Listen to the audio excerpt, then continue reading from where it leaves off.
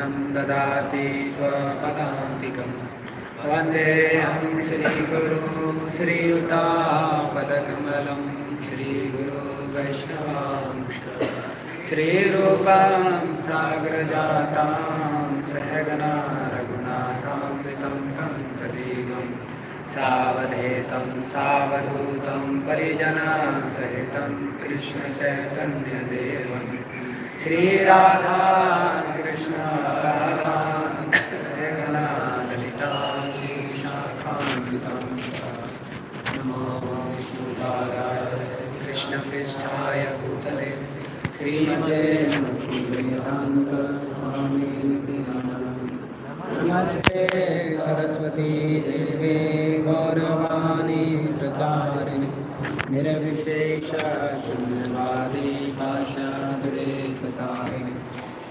महावदन्याय कृष्ण प्रेम प्रदायते कृष्णाय कृष्ण चैतन्य नाम्ने गौरतुसे नमः। हे कृष्णा करुणा सिंधो दीनबंधो जगत्पते गोपेश गोपिका कांत राधा कांत नमस्तुते। तप्त कांचनी गौरांगी श्री राधे वृंदावनेश्वरी वृषभानुसुते देवी प्रणमामि हरिप्रिये। वाञ्छाकल्पतरुभ्यश्च कृपा सिन्धुभ्येव च पतितानां पावनेभ्यो वैष्णवेभ्यो नमो नमः। जय श्री कृष्ण चैतन्य प्रभु नित्यानंद श्री अद्वैत गदाधर श्रीवासादि गौरभक्तवृंद। हरे कृष्णा कृष्णा कृष्णा हरे हरे हरे राम राम राम हरे हरे। हरे कृष्णा। तो हम सभी भक्तों का आशीर्वाद चाहेंगे जिससे कि इसके ऊपर कुछ चर्चा कर सकें अपने शुद्धिकरण के लिए और भगवान के गुणगान और प्रसन्नता के लिए।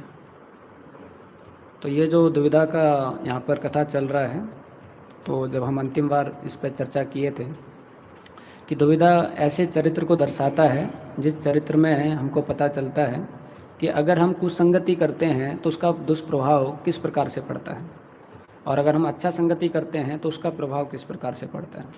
तो यहाँ हम देखते हैं दुविधा, क्योंकि उसने कुसंगति किया और अभी वो इतना पतित हो गया कि बलराम जी स्वयं खड़े हुए हैं और उनके सामने ही वो अब अभद्र व्यवहार कर रहा है। तो हम लोगों ने पिछली बार ही चर्चा किया था रूप गोस्वामी के उपदेशामृत से कि वो बताते हैं कि अगर हम कुसंग करते हैं तो उससे क्या होता है। तो हम लोगों ने चर्चा किया था कि अत्याहार प्रयासित प्रजल्पो नियमाग्रह, कि अगर हम कुसंग कर रहे हैं तो ये सारी चीज़ें बढ़ जाएंगी, और अगर हम अच्छा संग कर रहे हैं तो उत्साह निश्चय धैर्यात तत्त कर्म परिवर्तनात् ये होगा। इसलिए दोनों ही श्लोकों में रूप गोस्वामी पहले वाले में बताते हैं संगो, पहले वाले में बताते हैं जन संगत च लौल्यम च, अगर हम कुसंग कर रहे हैं जन संग कर रहे हैं तो ये सारे जो चीज़ें हैं वो बढ़ जाएंगी, और अगर हमको अच्छे गुण अपनाने हैं तो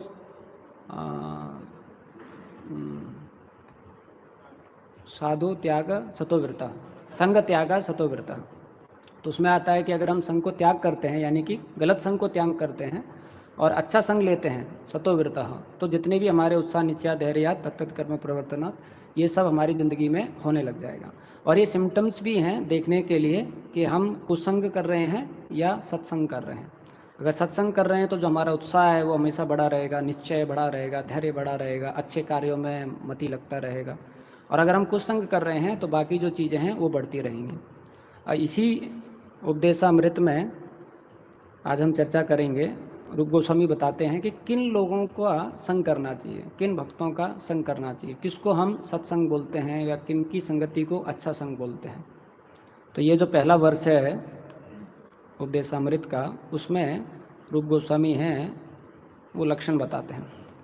ये बहुत ही सुंदर वर्ष है और इसका बहुत सुंदर प्रभुपाद जी ने तात्पर्य लिखा हुआ है। भक्ति सरस्वती ठाकुर, भक्ति विनोद ठाकुर के भी कुछ जो तात्पर्य हैं उसमें से प्रभुपाद जी ने लिया है। तो इसको हम साथ में दोहराएंगे, फिर इस पर चर्चा करेंगे। वाचो वेगम मनस क्रोध वेगम जीवावेगं मुद्रपस्तवेगम् एतान् वेगान् यो विसिहेत धीरा सर्वामपि मां पृथ्वीं सस्यात्। तो आज हम इसमें देखेंगे कि किन से हमको संग करना चाहिए। तो इसमें रूप गोस्वामी जी बताते हैं कि जो सोबर पर्सन, एक ऐसा सोबर व्यक्ति जो वेग है, बोलने का जो वेग है, मन का जो वेग है, क्रोध का जो वेग है, और जो हमारे उदर का जो वेग है, पेट का जो वेग है, और हमारे जेनिटल्स को क्या बोलेंगे, उपस्थ का जो वेग है, इनको जो संघर्ष करके इनको कंट्रोल करने का कोशिश कर रहा है, ये इस प्रकार का व्यक्ति हो जाता है जो असली में एक लीडर बन सकता है, असली में एक गुरु बन सकता है। इस तरीके से बताया गया है। तो प्रभुपाद जी इसमें जो तात्पर्य है वो शुरुआत करते हैं कि कैसे अटोनमेंट जो प्रोसेस है वो काम करता है और कैसे असली अटोनमेंट क्या है।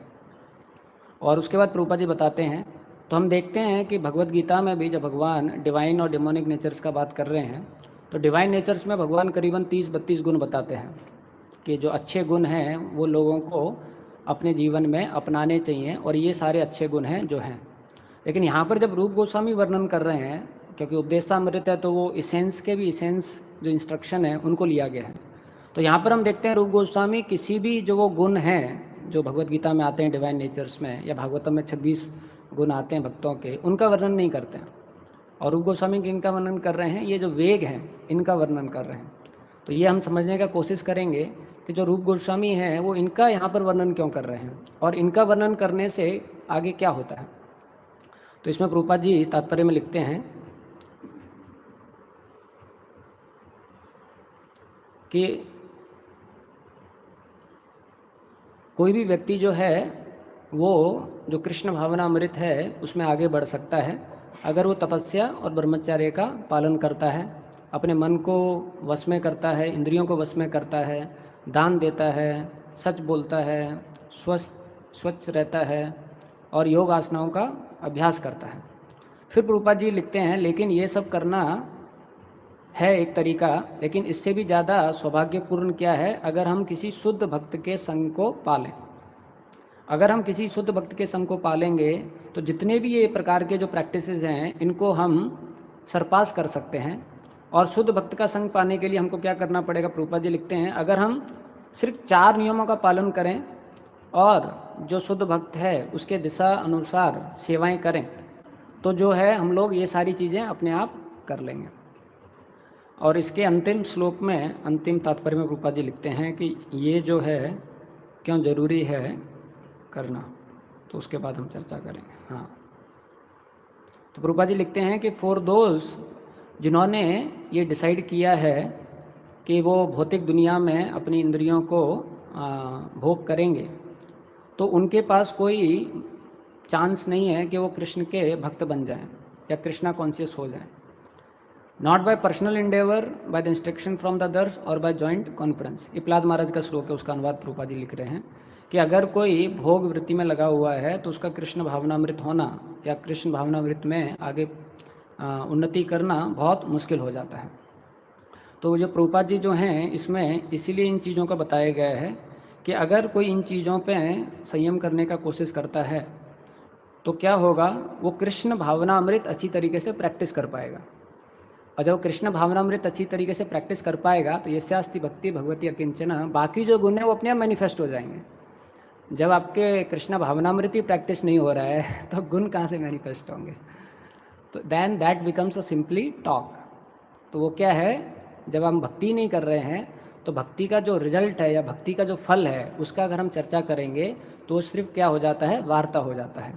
लेकिन रूप गोस्वामी बता रहे हैं कि आप कोशिश कीजिए कि मैं अच्छी तरीके से भक्ति कैसे करूं, और बाकी जो चीज़ें हैं वो भक्ति अपने आप ही प्रकट करा देगी हमारे लिए। तो इसलिए यहाँ पर वो ये जो वेग हैं इनके बारे में चर्चा कर रहे हैं, और इसमें भी बता रहे हैं कि ये जो वेग हैं इनको कंट्रोल करने के बहुत सारे तरीके हैं। लेकिन सुगम तरीका क्या है, भक्ति योगा का तरीका क्या है कि अगर हमें कोई शुद्ध भक्त का आश्रय मिल जाता है और वो शुद्ध भक्त के वचनों के अनुसार हम अपना जीवन जो है यापन करते हैं। और इसमें मुख्यतः प्रभुपाद जी लिख रहे हैं कि जो 4 नियम हैं हम इनका पालन करते हैं और शुद्ध भक्त के वचनों के अनुसार ज़िंदगी जीते हैं। तो ये जो वेग हैं इनका प्रभुपाद जी तुलना करते हैं नियमों से भी, कि अगर कोई इन वेगों को वश में करने की कोशिश नहीं कर रहा है तो वो जो 4 नियम हैं उनको भी पालन नहीं कर पाएगा। अगर कोई अपना जो जीव है उसको संयम करने की कोशिश नहीं कर रहा है तो वो फिर जो नो मीट ईटिंग प्रिंसिपल है वो कहीं ना कहीं मुश्किल हो जाएगा उसके लिए। और उसी प्रकार से अगर कोई अपना जो जेनिटल्स उपस्थ को संयम करने का कोशिश नहीं कर रहा है तो जो इलिसिट सेक्स है उससे नहीं बच पाएगा। उसी प्रकार से अगर कोई अपने मन को वश में करने की कोशिश नहीं कर रहा है तो जो जुआ खेलना है या जो इंटॉक्सिकेशन लेना है उससे अपने आप को नहीं बचा पाएगा। तो प्रभुपाद जी इसलिए बता रहे हैं कि ये जो चीज़ें हैं जो रूप गोस्वामी बता रहे हैं इनको अगर हम प्रैक्टिस करने का कोशिश करते हैं और उससे क्या होगा, हम 4 नियमों का पालन कर पाएंगे और उससे गुरु के निर्देशों को फॉलो कर पाएंगे। तो क्या होगा, हम अच्छी तरीके से कृष्ण भावनामृत जो प्रोसेस है उसको प्रैक्टिस कर पाएंगे। तो 3 चीज़ें होती है, एक होता है फिलॉसफी, एक होता है प्रोसेस, एक होता है प्रैक्टिस। तो हम देखते हैं कि फ़िलॉसफ़ी के मामले में प्रभुपाद जी ने जो सुगम हमको सिद्धांत दिया है वैसा सिद्धांत हमको कहीं नहीं मिलता है, क्योंकि पूर्ण रूप से भगवान क्या हैं, हम क्या हैं, हमारा जो संबंध है भगवान से वो क्या है, शास्त्रों के आधार पर, सनातन धर्म के आधार पर प्रभुपाद जी ने बहुत अच्छी तरीके से उसका व्याख्या दिया हुआ है। प्रभुपाद जी बताते थे कि हमारे संस्था में छोटा सा बच्चा भी पता है कि हमारा सिद्धांत क्या है और परमेश्वर भगवान कौन है। तो प्रभुपाद जी उदाहरण देते थे सरस्वती का, कि सरस्वती कौन है, परमेश्वर भगवान, और सरस्वती बोलती थी कृष्णा है। तो प्रभुपाद जी बताते थे देखो ये छोटी सी लड़की है इसको भी पता है। और लेकिन ऐसे बड़े बड़े पंडित हैं, विद्वान हैं, उनको भी आप जाएंगे और पूछेंगे तो वो बताएंगे बहुत गहरा और गंभीर विषय है। और कई जगह आप जाएंगे तो बताएंगे सब एक हैं, आप विष्णु भी एक हैं, राम भी एक हैं, कृष्ण भी एक हैं, शिव जी भी एक हैं, सब एक हैं और हम भी एक ही हैं। एक जगह हम गए थे तो एक व्यक्ति बता रहे थे, देखिए भौतिक दुनिया में भी द्वंद्व है और आध्यात्मिक दुनिया में भी द्वंद्व है। भौतिक दुनिया में द्वंद्व के कारण सुख दुख प्रकट होता है, आध्यात्मिक दुनिया में जो द्वंद्व होता है वो जीव और परमात्मा का द्वंद्व है। जब भौतिक द्वंद्व खत्म हो जाता है तो आध्यात्मिक द्वंद्व भी खत्म हो जाता है तो वो काफ़ी द्वंद्व में थे।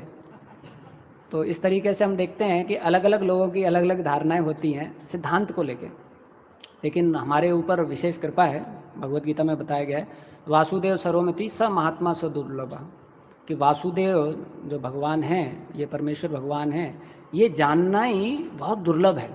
बहुत कम लोगों को ये ज्ञान होता है कि कृष्ण जो हैं वो परमेश्वर भगवान है। उसके बाद आता है प्रोसेस।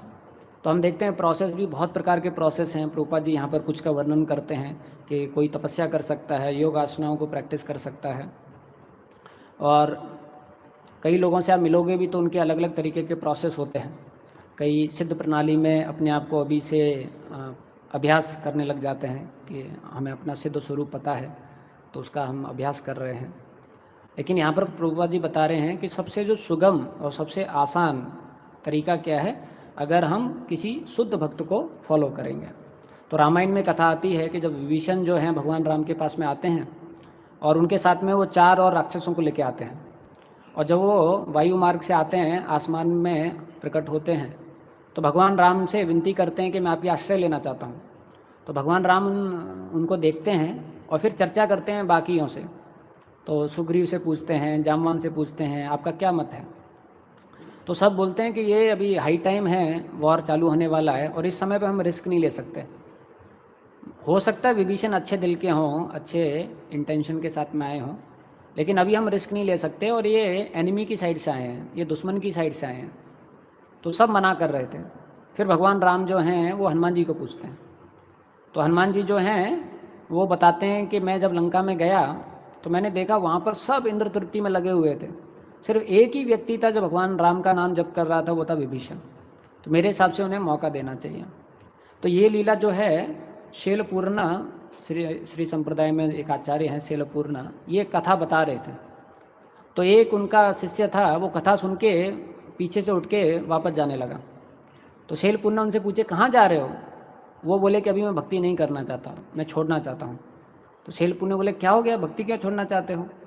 तो बोले अरे विभीषण जो इतना अच्छी तरीके से भगवान की भक्ति कर रहा है, उसके लिए भी इतना चर्चा हो रहा है कि उसको स्वीकार करना चाहिए कि नहीं करना चाहिए, तो मेरा क्या होगा?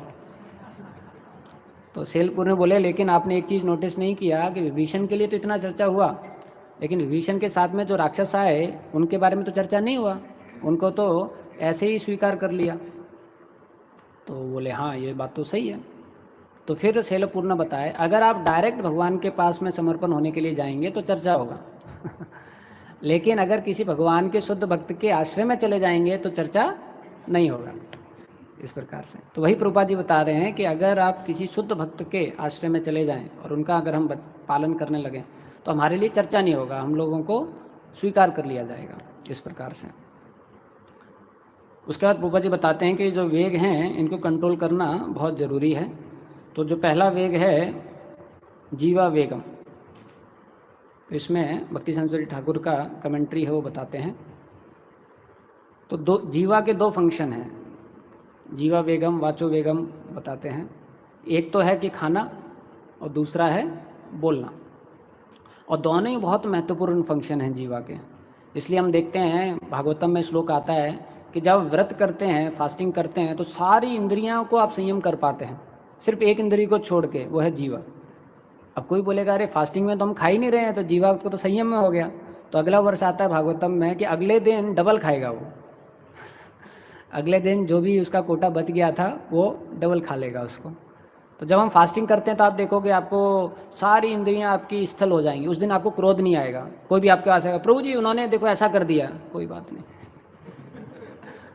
ना ही आपको कोई काम वासना आएगा, प्रभु जी वहाँ पर देखिए इतनी सारी महिलाएं आई हैं, कोई बात नहीं ना ही आपको लालच आएगा, प्रभु जी वो देखिए वहाँ पर बहुत सारा प्रसाद आया है। प्रसाद तो खैर लालच आ जाएगा, कोई और चीज़ होगा तो उसके प्रति लालच नहीं आएगा क्योंकि सारी इंद्रियां स्थिर हो जाती है इस प्रकार से, लेकिन जीवा नहीं होती है। तो इसमें भक्ति संस्कृति ठाकुर बताते हैं कि जब कोई जीवात्मा living entity falls victim to these 3 types of urges his life becomes inauspicious.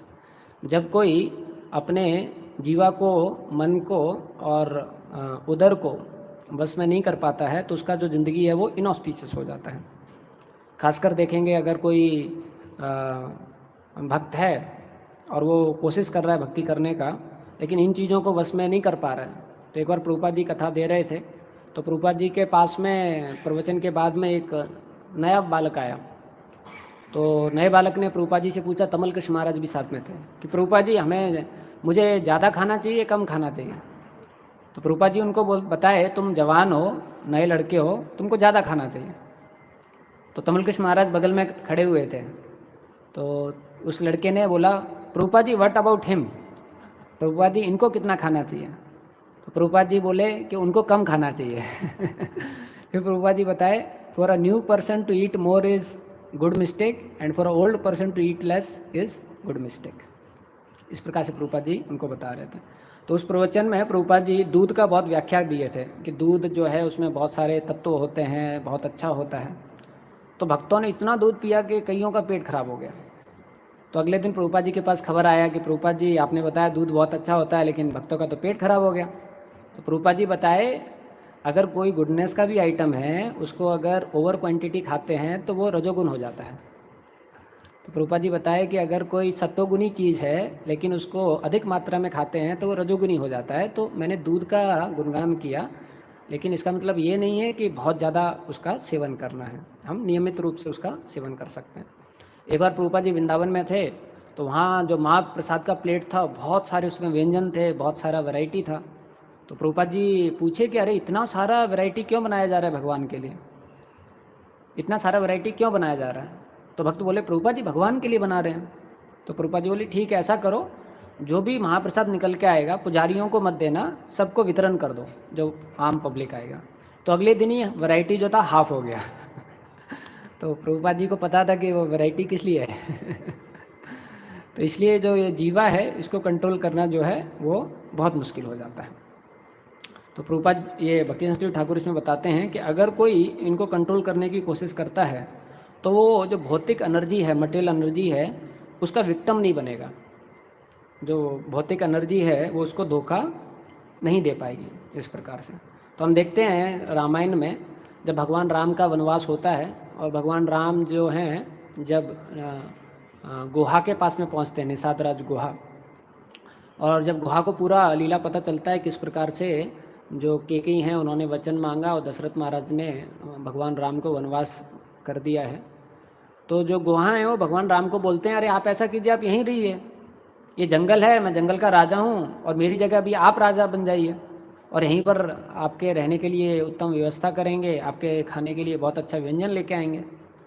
तो फिर भगवान राम उनको बताते हैं कि अरे मैं वनवास में गया हूँ, मैंने ऐसा वचन दिया है, तो सिर्फ नाम का वचन नहीं है, ऐसा नहीं कि मैं वनवास में जा रहा हूँ वहाँ फिर मैंने अच्छा सा महल बना के एसी रूम लगा के सारा फैसिलिटी भी ले रहा हूँ, तो फिर वो वनवास क्या हुआ। तो भगवान बताए मैंने वनवास लिया है तो मैं कंदमूल खाऊंगा और मैं किसी भी शहर में नहीं जाऊंगा, ये भगवान बताए। तो भगवान बताए मैं यहीं पर रहूँगा और ज़मीन में सोऊंगा और शहर में नहीं जाऊंगा, इस प्रकार से। तो हम देखते हैं भगवान राम भी अपने उससे दिखा रहे हैं कि अगर कोई खास करके कोई रिनंशिएट लाइफ जी रहा है तो उसके लिए बहुत ज़्यादा महत्वपूर्ण है अपनी इंद्रियों को संयम में करना। उसी प्रकार से लक्ष्मण का उदाहरण हम देखते हैं कि जो लक्ष्मण है जब इंद्रजीत का संहार करता है तो बाद में भगवान राम को पता चलता है कि इंद्रजीत को वही व्यक्ति मार सकता था जो 14 साल से ना खाया है ना सोया है और ना ही किसी भी स्त्री के लिए कोई विचार किया है। तो जब भगवान राम को पता चला तो भगवान राम बोले लक्ष्मण तुम 14 साल से सोए नहीं? बोले नहीं भगवान, आप सो जाते थे, मैं तो जगा रहता था। फिर भगवान राम पूछे लक्ष्मण से, लक्ष्मण आप 14 साल से खाए भी नहीं? बोले नहीं भगवान, मैं नहीं खाया। तो भगवान राम बोले अरे क्या बात कर रहे, मैं तो देता था ना डेली खाने के लिए। तो लक्ष्मण बोलते हैं कि हाँ भगवान मैं लेता तो था लेकिन मैं उसको साइड में फेंक देता था। बोलते अच्छा। तो फिर भगवान राम है जो हनुमान जी को बोलते हैं जाओ और सारा जितना भी जो भोजन है लक्ष्मण ने छोड़ा है उसको इकट्ठा करके लाओ। तो हनुमान जी जाते हैं, तुरंत इकट्ठा करके लेके आते हैं। तो उसमें 2 दिन का नहीं था, बाकी सब दिन का था। तो भगवान राम बोलते हैं लक्ष्मण को, लक्ष्मण इसमें बाकी सब दिन का तो है, 2 दिन का मिसिंग है। तो लक्ष्मण बोलते हैं कि भगवान याद है आपको जब दशरथ महाराज का खबर आपको मिला तो उस समय पर ना आपने खाया ना मुझे दिया, इसलिए उस दिन का मिसिंग है। और जब सीता जी का हरण हुआ था तो उस दिन ना आपने खाया ना मुझे दिया, तो उस दिन का मिशन।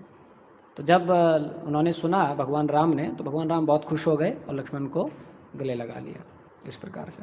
तो जो श्री संप्रदाय के आचार्य हैं वो बताते हैं कि असली जो हीरो है रामायण के वो लक्ष्मण है, क्योंकि अगर लक्ष्मण नहीं होते तो इंद्रजीत को कोई नहीं मार पाता, और इंद्रजीत नहीं मरते तो जो रामायण में जो रावण का मरना है, सीता जी का आना है, वो नहीं हो पाता, इस प्रकार से।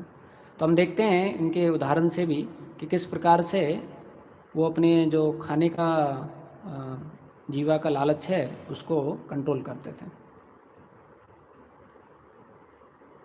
और दूसरा जो जीवा का है इसमें प्रभुपाद जी और बताते हैं कि अगर कोई जो, तो प्रभुपाद जी 2 तरीके से बताते हैं। एक तो है कि हमें वही खाना चाहिए जो भगवान को अर्पण है, दूसरा जो सात्विक है और जो लिमिटेड मात्रा है उसमें ही खाना चाहिए। तो प्रभुपाद जी इसमें लिखते हैं कि हमें जो है सब्जियां खाना चाहिए, ग्रेन्स खाना चाहिए, फल, दूध जो है ये सब खाना चाहिए, क्योंकि ये भगवान को अर्पण किया जा सकता है।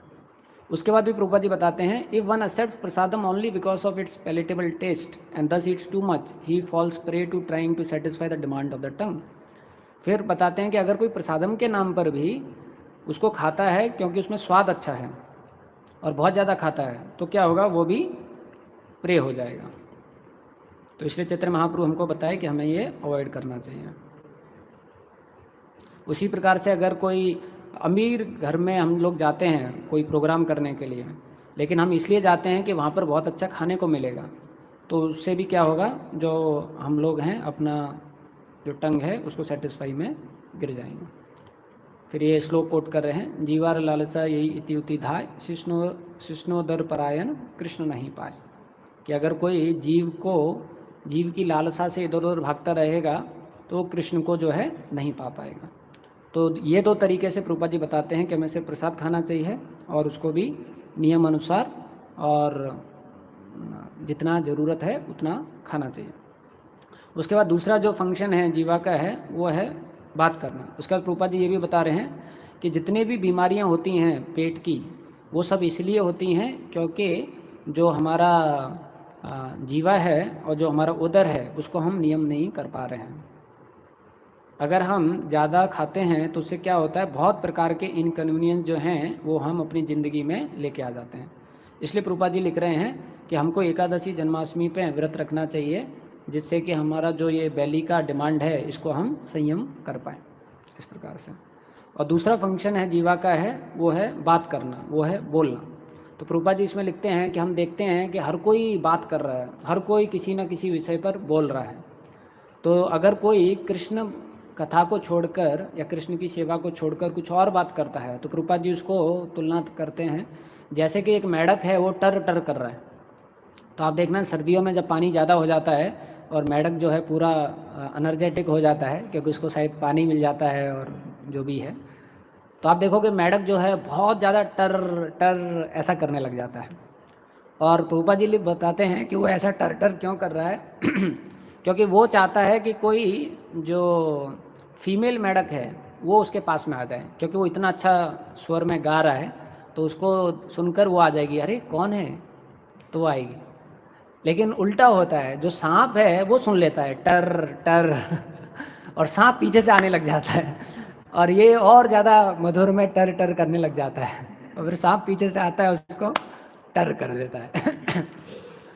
तो प्रभुपाद जी बताते हैं उसी प्रकार से जो भौतिकवादी है वो इतने सारे विषयों पर चर्चा कर रहे हैं, लेकिन पीछे से क्या हो रहा है, जो मृत्यु है, जो काल सर्प है वो आ रहा है।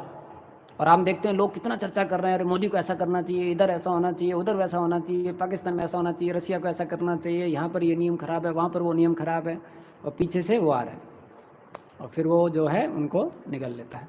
तो प्रभुपाद जी इसलिए बताते हैं कि जो भक्त हैं उनको कोशिश करना चाहिए कि सिर्फ उसी विषय पे बोलें जो कृष्ण से संबंधित है, कृष्ण की सेवा से संबंधित है। इन दोनों को छोड़कर हम किसी और विषय से बोलते हैं तो हमारा जो स्टे है इस भौतिक दुनिया में वो हम बढ़ा देते हैं। कोई बोलेगा प्रभु जी क्या प्रॉब्लम है, थोड़ा स्टे और बढ़ जाएगा, थोड़ा और प्रचार करेंगे, थोड़ा और सेवा करेंगे, थोड़ा और भक्ति करेंगे, उसके बाद जाएंगे, लेकिन उसमें फिर आपको दुख भी झेलना पड़ेगा। तो कोई भी अगर हम इंद्र तृप्ति करते हैं, कोई भी विषय वस्तु अगर कृष्ण को छोड़ के अपनाते हैं तो उसके लिए हम बहुत हैवी प्राइस पे करते हैं जो दिखाई नहीं देता है। वो हैवी प्राइस क्या है, our stay in the material world increases. तो वो हैवी प्राइस क्या है, हमारा जो भौतिक दुनिया में रहना है वो बढ़ जाता है। अब कोई बोलेगा क्या प्रॉब्लम है, लेकिन आप सोचिए रोज़ आपको सुबह कोई 10 थप्पड़ मारता है, दोपहर में 10 थप्पड़ मारता है, शाम को 10 थप्पड़ मारता है। अभी आपको बोला जाए यार 100 साल और जियो, तो आपको बुरा लगेगा ना, आप चाहोगे अरे ऐसा मेरे को ज़िंदगी नहीं चाहिए। तो वही भौतिक दुनिया है, आपको रोज़ सुबह शाम दोपहर में थप्पड़ पड़ रहे हैं। तो जो भक्त है उसको पता है, तो भक्त क्या चाहता है, जल्दी से जल्दी इसको मैं ख़त्म करूं और भगवान के धाम में जाऊं। लेकिन अगर हम इंद्र तृप्ति में लगेंगे तो क्या होगा, हमारा जो स्टे है वो बढ़ जाएगा और उतना जो दुख है वो हमको झेलना पड़ेगा। अब इसमें जब हमको कृष्ण के बारे में बोलना है तो ये हम तब बोल सकते हैं जब हमारा माइंड कंट्रोल है। अगर हमारा मन हमारे विषय में नहीं है, इसलिए मनुष्य वेगम बताया गया है, क्योंकि अगर हमारा मन विषय हमारे कंट्रोल में नहीं है तो जो हमारे अंदर है वही हमारे जीवा से बाहर निकल जाएगा। अब मन कंट्रोल करना क्यों ज़रूरत है, क्योंकि जब मन संयम होगा तभी हम अच्छी तरीके से श्रवण कर पाएंगे। जब अच्छा श्रवण कर पाएंगे तो अच्छा जो है हम बोल पाएंगे। लेकिन अगर मन हमारा संयम में नहीं है, श्रवण के समय पे मन हर जगह भाग रहा है, तो जब हमारा श्रवण खत्म हो जाएगा तो हमारे अंदर जो है विषय वस्तु वही बाहर निकल के आएगी। तो इसलिए शास्त्र में बताया गया है कि मनुष्य वेगम बहुत ज़्यादा ज़रूरी है कि मन को संयम करें। खास करके जब हम कृष्ण कथा श्रवण करते हैं, भगवान का नाम जप करते हैं, तो उस समय पर जो मन है वो हमें श्रवण करना चाहिए। तो हम बहुत विशेष उदाहरण सुनते हैं प्रभुपाद जी की ज़िंदगी से कि कैसे जब प्रभुपाद जी अपने गुरु महाराज से मिलने के लिए वृंदावन में गए थे और ऐसा अनाउंसमेंट हुआ था कि अभी ये गुरु महाराज का आज अंतिम प्रवचन है और उसके बाद जो है वो वापस जा रहे हैं, यात्रा समाप्त हो रही है। और सभी भक्तों के पास में 2 ऑप्शन है। पहला ऑप्शन ये है कि जो भक्त गुरु महाराज से सुनना चाहते हैं वो यहीं पर बैठ सकते हैं। दूसरा ऑप्शन है पास में ही शेष साई विष्णु हैं, उनका दर्शन खुला हुआ है, तो जो भक्त वहाँ जाना चाहते हैं वो वहाँ जा सकते हैं। तो जितने भी शिष्य थे भक्तिधाम श्री ठाकुर के अधिकतर वहाँ चले गए और सिर्फ 8 शिष्य जिसमें से एक शिला प्रभुपाद जी भी थे वो वहाँ पर बैठे और भक्तिचंद श्री ठाकुर जो हैं वो प्रवचन अपना देते रहे। और बाद में जब बाकी सारे शिष्य आए उनके पास में, तो भक्तिवेदांत सूरी ठाकुर बहुत नाराज़ थे। वो उनको बताए कि आपका आई मसाज कैसा हुआ, आपके आँखों का मसाज कैसा हुआ। तो वो एकदम विचलित हो गए, बोले गुरु महाराज हम तो भगवान का दर्शन करने के लिए गए थे। तो फिर उन्होंने बताया जब आप गुरु से सुन ही नहीं रहे हैं तो अपने चर्म आँखों से क्या दर्शन करेंगे भगवान का। और हम देखते हैं भक्तिवेदांत ठाकुर बाद में जब रूपा जी का दीक्षा हो रहा होता है तो उसी चीज़ को याद करते हैं कि ओ अभय, ही लाइक्स टू हियर, ओ ये अभय है, ये तो सुनना पसंद करता है। तो हम देखते हैं जो हमारे आध्यात्मिक गुरुजन हैं वो कब खुश होते हैं, जब हम श्रवण को ध्यानपूर्वक सुनते हैं। भले वो अभी यहाँ पर उपस्थित ना हो, लेकिन अगर हम ये ध्यान करके सुने कि प्रभुपाद जी का प्रवचन है या किसी वरिष्ठ भक्त का प्रवचन है, भगवत गीता से प्रवचन है, भागवतम से प्रवचन है, हमारे गुरु प्रसन्न होंगे, प्रभुपाद जी प्रसन्न होंगे, तो ये असली में सही चीज़ है, क्योंकि उन्होंने इस प्रकार से उनकी आशा है कि हम लोग जो हैं अच्छी तरीके से श्रवण करें। तो मन जो है अगर उसको हम वश में करेंगे, श्रवण करेंगे, तो जब श्रवण जाता है तो मन का एक खासियत है कि वट एवर वी थिंक या whatever we take input, तो मन क्या है उस पर मंच करता है, उसको चबाता है। जैसे गाय जो है बहुत सारा घास खा लेती है और बाद में एक जगह बैठ के उसको चबाती रहती है, उसी प्रकार से जो मन है उसको आप बहुत सारा चीज़ें इनपुट दो और बाद में जब मन अकेला रहता है तो क्या है, चबाता है उसको, उस पर चिंतन करता है, ये क्या बोला, ये कैसे बोला, ऐसा कैसे बोल दिया। तो आप देखोगे कई बार कोई अथॉरिटी है अगर हमारे को हमारी गलती के लिए डांट देता है तो मन कितना चबाता है उसको अथॉरिटी को नहीं, जो बात है उसको कितना चबाता है, ऐसा कैसे बोल दिया, वैसे कैसे बोल दिया, मेरी गलती कहाँ थी, पूरा गलती नहीं था, थोड़ा ही सा गलती था, पूरा समझा नहीं, पूरा सुना नहीं, ऐसे ही डांट दिया, आगे से देखूंगा, आगे से नहीं करूँगा, करूँगा उतना नहीं करूँगा तो मन जो है बहुत ज़्यादा उस पर चबाता है। तो उसी प्रकार से जब हम वरिष्ठ भक्तों से एसोसिएशन करते हैं या अच्छा डांट पाते हैं या अच्छी तरीके से शास्त्रों का अध्ययन करते हैं तो मन क्या है उसको चबाता है। फिर आप देखोगे जो मन जो चबाता है तो आपका वो रियलाइजेशन बन जाता है, आपका वो कन्विक्शन बन जाता है, क्योंकि अभी वो डाइजेस्ट हो गया और फिर क्या है आप उसको अनुभव कर सकते हैं इस प्रकार से। दूसरा प्रभुपाद जी बताते हैं कि जो मन है, मन का एक नेचर है, अंग्रेजी में बोलते हैं कि हमेशा ऑब्स्टिनेट रहना, रिबेलियन करना, स्टबन रहना। अब उसको हिंदी में एक शब्द से बोल सकते हैं हठीलापन। तो मन जो है उसका ऐसा स्वभाव है कि वो हठीलापन उसमें बहुत ज़्यादा होता है। तो प्रभुपाद जी बताते हैं इसलिए जो मन है साधक के स्तर पे ये हमेशा सबॉर्डिनेट रहना चाहिए किसी अथॉरिटी के अंडर। जो मन है साधक के स्तर पे हमेशा किसी अथॉरिटी के अंदर सबॉर्डिनेट होना चाहिए। उससे क्या जो इसका ये हठीलापन है वो प्रकट नहीं कर पाएगा, वो हमको अलग दिशा में नहीं लेके जा पाएगा। तो हम भगवान राम के स्टोरी में सुनते हैं कि जब कैकेयी जो है दशरथ महाराज को बोलती हैं कि इस प्रकार से आप भरत को राजा बनाइए, भगवान राम को वनवास भेजिए, और यहाँ पर पूरे अयोध्या में घोषणा हो गया होता है कि भगवान राम का राज्याभिषेक होने वाला है। सब जगह बाजे बन गए होते हैं, नगड़े बज रहे होते हैं, और यहाँ पर एक व्यक्ति होता है जो भगवान राम के लिए बहुत सुंदर सोने का रथ लेके आता है। एक और व्यक्ति है भगवान राम के लिए बहुत सुंदर सोने की पादुका लेके आता है, और कौशल्या जी भी पूरा व्यवस्था करने लग जाती हैं भगवान की पूजा का और सारा योजना करने लग जाती हैं। और यहाँ पर जो सुमंत्र हैं वो भगवान राम के राज्याभिषेक के लिए दशरथ महाराज को ढूंढ रहे होते हैं, और फिर मंत्रा उनको बताती हैं वो तो शोक सभा में है, शोक ग्रह में। और फिर सुमंत्र जाते हैं तो देखते हैं जो कैकेयी है वो काले वस्त्र पहने हुए हैं, सारे उनके आभूषण पड़े हुए हैं, दशरथ महाराज सिर्फ क्रंदन कर रहे हैं तो सुमंत्र पूछते हैं ये क्या हुआ दशरथ महाराज को, दशरथ महाराज क्या हुआ। तो दशरथ महाराज बोल ही नहीं पा रहे थे कुछ, इतना क्रंदन कर रहे थे। तो कैकेयी उनको बताती हैं आप ऐसा करो भगवान राम को बुला के लाओ, क्योंकि दशरथ महाराज जो हैं भगवान राम को मिलना चाहते हैं। और भगवान राम को बहुत नए जो वस्त्र आए होते हैं वो पहनाए जाते हैं, नया मुकुट पहनाया जाता है क्योंकि राज्याभिषेक होना है, और फिर नए जो सोने के पादुकाएँ वो दिए जाते हैं। जब बाहर निकल के आते हैं तो नया जो सोने का रथ होता है वो दिया जाता है, और फिर भगवान आ रहे हैं। और जब भगवान आते हैं दशरथ महाराज के पास में तो भगवान देखते हैं कि वो तो व्याकुल हैं, रो रहे हैं। तो भगवान राम है उनसे पूछते हैं कि क्या हुआ, आप ऐसे क्रंदन क्यों कर रहे हैं। तो दशरथ महाराज जो हैं वो अपना क्रंदन रोक नहीं पा रहे थे। तो जो कैकेयी हैं वो बताती हैं कि आज ये नहीं बोल पाएंगे, मैं बताती हूँ। तो कैकेयी हैं वो बताते हैं कि किस प्रकार से ये 2 वचन हैं वो मैंने मांगे हैं कि भरत जो है राजा बने और आपका वनवास हो 14 साल के लिए।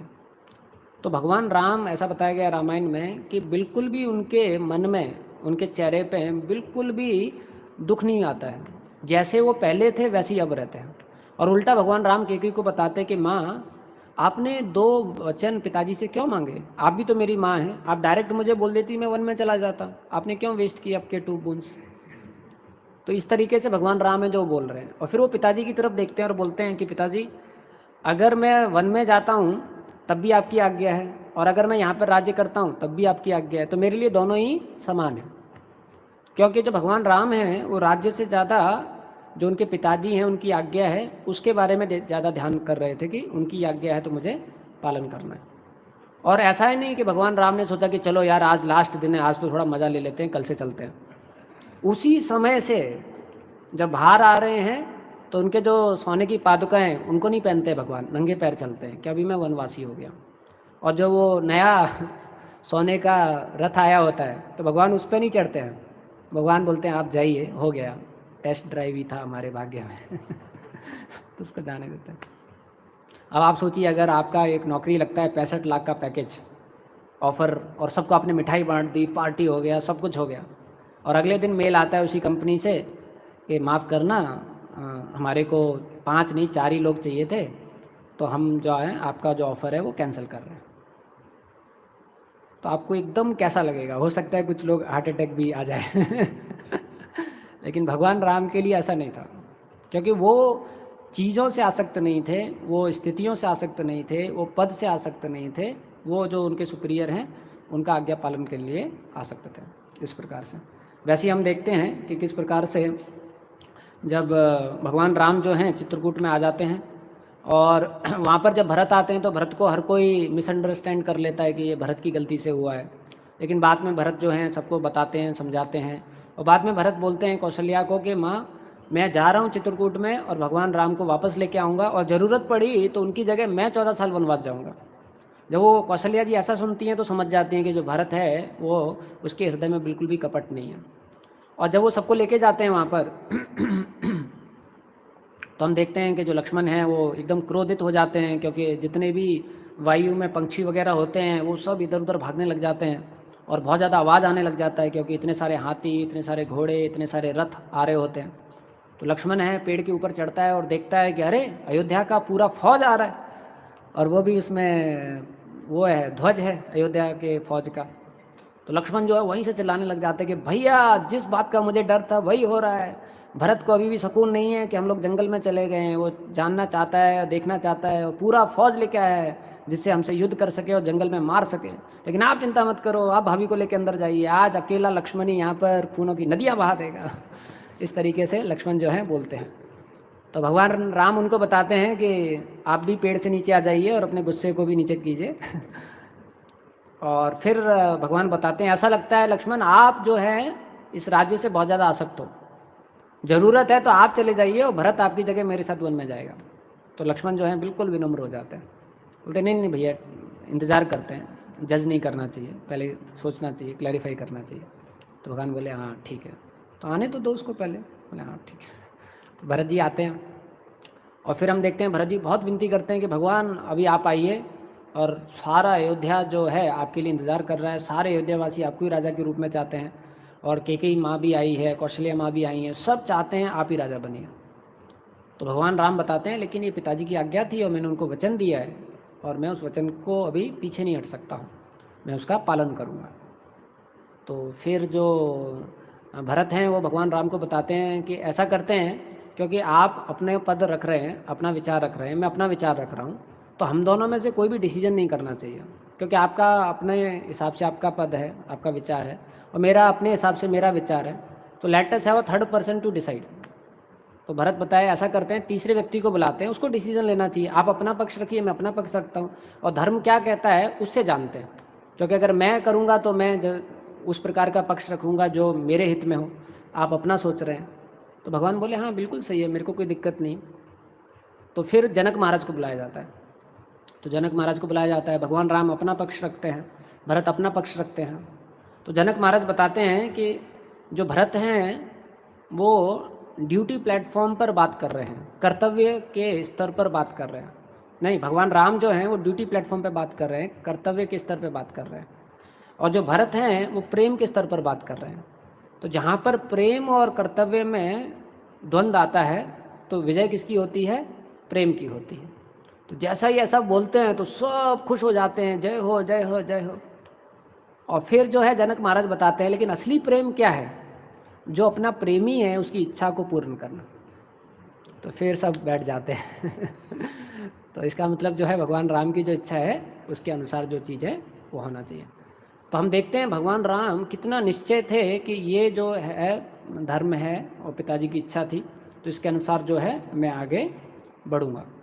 मानिए अगर कोई कंपनी है, ये कंपनी आपने छोड़ दी, 65 लाख का पैकेज आया था, और अगले ही दिन कोई 4 लाख का पैकेज कंपनी आई और उसको आपने इंटरव्यू दिया और उस कंपनी ने पूछा देखो 2 साल से पहले छोड़ना नहीं है, नहीं छोड़ोगे तो ही आप कंपनी में ऑफ़र लीजिए।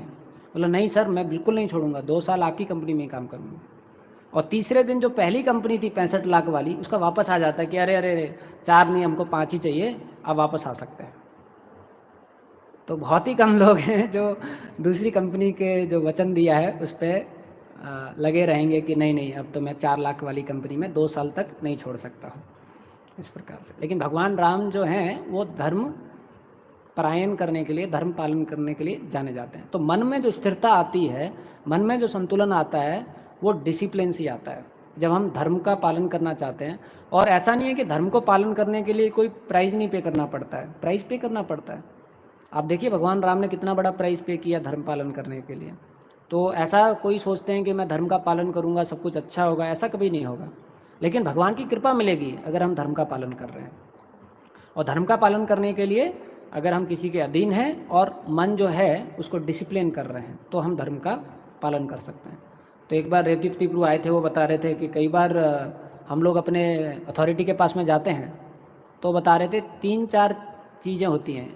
तो वो बता रहे थे कम से कम NOC तो होना ही चाहिए कुछ भी कार्य कर रहे हैं तो एक होता है नो ऑब्जेक्शन सर्टिफिकेट, एक होता है कि उनको इन्फॉर्म कर दो, एक होता है उनको परमिशन ले लो। तो बता रहे थे जैसे कोई भक्त है वो आता है, बोलते प्रभु जी इसको ऐसे करना था, तो उनके अथॉरिटी बताते हैं कि नहीं प्रभु इसको ऐसे नहीं, इसको तो ऐसे करना चाहिए। बोले प्रभु जी इस बार ट्राई करने दीजिए ना, इस बार ऐसे करने दीजिए मेरे को, मैं ऐसे ही करना चाहता हूँ। तो फिर बोलते हैं ठीक है कर लीजिए। तो यह है नो ऑब्जेक्शन सर्टिफिकेट। और दूसरा वो बता रहे थे कि कोई आते हैं इन्फॉर्म करने के लिए कि प्रभु जी ऐसा ऐसा मेरा प्लान था, ऐसा ऐसा मेरा प्लान था, ऐसा ऐसा मेरा प्लान था, ठीक है ना। तो वो उस भाव से ही बोलते हैं कि अथॉरिटी समझ जाते हैं कि ये इन्फॉर्म करने के लिए आया, तो वो इन्फॉर्म हो जाता है। तीसरा है परमिशन, जिसमें ऐसा बताया जाएगा है शास्त्र का तरीके से कि हम एक्सप्रेस कर सकते हैं लेकिन फिर हमको फॉलो करना चाहिए जो अंतिम में बताया जाता है। तो वो होता है परमिशन कि हम एक्सप्रेस करें किस तरीके से है, लेकिन आप बताइए इसको आगे जो है वो कैसे करना है इस तरीके से। तो जो मन है जब इस प्रकार से किसी के अधीन रहता है तो क्या वो संतुलन हो जाता है, वरना मन का स्वभाव ऐसा है। और जब हम किसी को फॉलो नहीं करते हैं या मन को ऐसा चांस देते हैं कि इधर उधर भागने लग जाता है, तो आप देखेंगे वो प्रवृत्ति जो है वो रुकती नहीं है, वो और बढ़ती जाएगी। ऐसा है। कई बार हमको लग सकता है कि अरे इनको ज़्यादा ज्ञान नहीं है, मैं इनका पालन क्यों करूं। हो सकता है उनको उतना ज्ञान ना हो, लेकिन अगर हम उनका पालन करेंगे तो कृष्णा जो हैं आपको उनसे ज़्यादा भी एम्पावर कर सकते हैं, क्योंकि आप अपना धर्म पालन कर रहे हैं, वो अपना धर्म पालन कर रहे हैं। हमें उनसे उनकी वजह से अपना धर्म जो है वो नहीं छोड़ना है, इस प्रकार से। तो ये जो है मन के बारे में बताते हैं। और फिर जो है जेनिटल्स के बारे में बताते हैं कि जो इसका भी बहुत अच्छा तात्पर्य में लिखते हैं।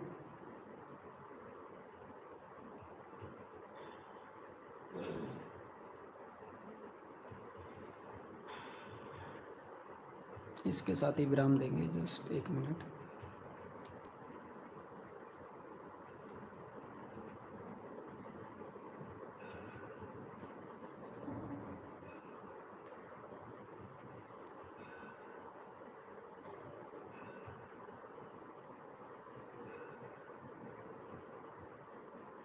ओके, इसमें अभी मिल नहीं रहा है मेरे को, लेकिन इसमें प्रभुपाद जी का आता है, शायद मैं उसको नोट नहीं कर पाया।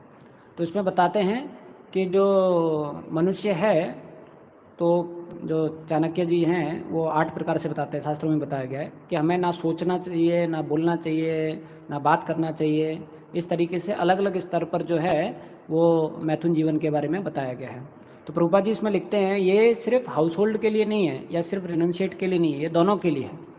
तो अगर कोई है अपने मन को बहुत ज़्यादा बचा के रखता है कि ना मैं सोचूं, ना मैं बात करूं, ना मैं उसके बारे में चर्चा करूं, ना मैं उसके बारे में ध्यान करूं और ना ही मैं उसको करने की कोशिश करूं, तो क्या होगा, उसका जो मन है वो बहुत ज़्यादा शुद्ध हो जाएगा। लक्ष्मण जी के बारे में हम सुनते हैं, जब भगवान राम लक्ष्मण को बोलते हैं कि ये सीता के आभूषण हैं, आप पहचानते हो क्या? तो लक्ष्मण जी क्या बताते हैं, मैं तो सीता जी के सिर्फ नुपुर को पहचानता हूँ, क्योंकि मैं चरणों को छोड़ के और कुछ मैंने देखा ही नहीं है। अच्छा, शास्त्रों में बताया जाता है कि जो व्यक्ति स्त्रियों के सिर्फ चरणों को देखता है, देवी देवता भी उसको फूल बरसाते हैं, ये मानना पड़ेगा। इस प्रकार से तो अगर कोई अपने आप को उससे बचाता है तो क्या है, वो अपने आप को बचा के रख पाता है। तो शास्त्रों में बताया गया है कि हमें जो स्त्रियां हैं उनको माँ के रूप में देखना चाहिए और जो अपना भक्ति है उसको दृढ़तापूर्वक करना चाहिए। तो उससे क्या होगा, हम लोग अपना जो कृष्ण भक्ति है वो अच्छी तरीके से कर पाएंगे और बाकी जितनी भी चीज़ें हैं वो भगवान जो हैं वो हमें दे देंगे। तो एक बार एक भक्त थे, वो राधा गोविंद स्वामी महाराज से पूछ रहे थे कि महाराज बहुत मुश्किल होता है इस प्रकार से भक्ति करना। तो महाराज उनको बताया जितनी आपकी क्षमता है वो क्षमता के अनुसार आप अपना भक्ति कीजिए और बाकी चीज़ों का चिंता मत कीजिए, क्योंकि बाकी जो चीज़ें हैं वो भगवान दे देंगे। जो भी आपके हाथ में नहीं है, जो आपकी क्षमता के अधीन नहीं है, वो भगवान प्रोवाइड करेंगे। लेकिन आप क्या कीजिए, आपका जो क्षमता है उस सिंसियरिटी के हिसाब से भगवान को भक्ति कीजिए। हरे कृष्ण। तो आज हमने चर्चा किया कि किन प्रकार के भक्तों के साथ हमको संबंध करना चाहिए, संग करना चाहिए, जो इन चीज़ों को पालन करने के लिए संघर्ष कर रहे हैं। और पिछले क्लास में हमने चर्चा किया था कि संघ का दुष्प्रभाव और अच्छा प्रभाव। तो इसके साथ हम विराम देते हैं। श्री प्रभुपाद की जय।